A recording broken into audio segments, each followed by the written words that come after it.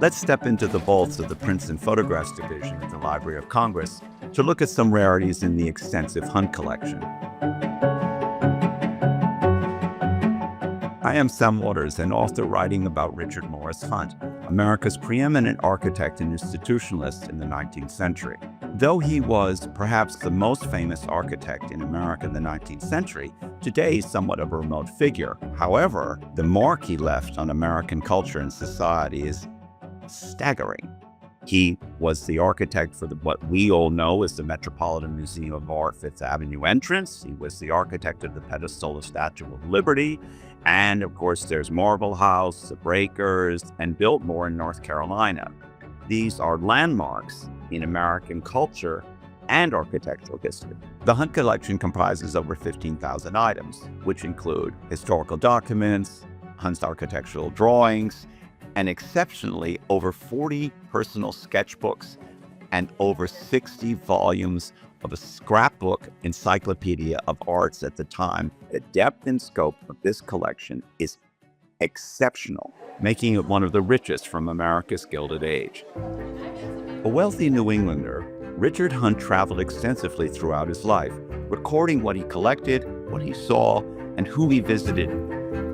Richard Morris Hunt came from an enormously privileged place, and he knew it. He came from this landed family of bankers, of politically connected people, and he used all of that to project himself into the world of architecture and design. Today, his sketchbook drawings are a view into a world of the famous architecture, authors, designers, and aristocrats who inspired Americans as they rebuilt their nation after the Civil War.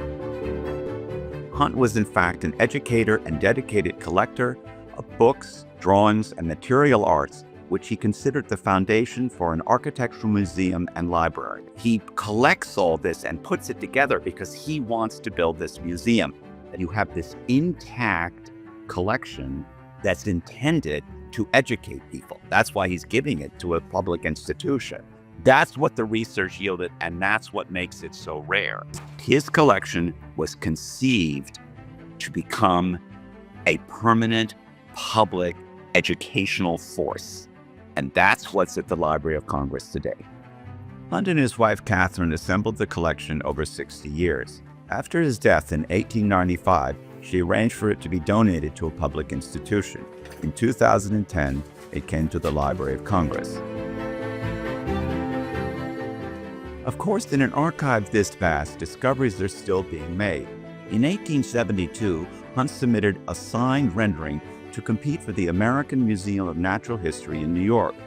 The style he imagined for the monumental building reflects the importance of Paris' Louvre to Hunt's conception of how an American museum should look. So the things that make it special, and the reason one would come to see this collection, is not just that it's architecture, but that it's really a view into the 19th century, and it's exceptional for its depths. A collection like this rarely would be open to the public. It would be kept private.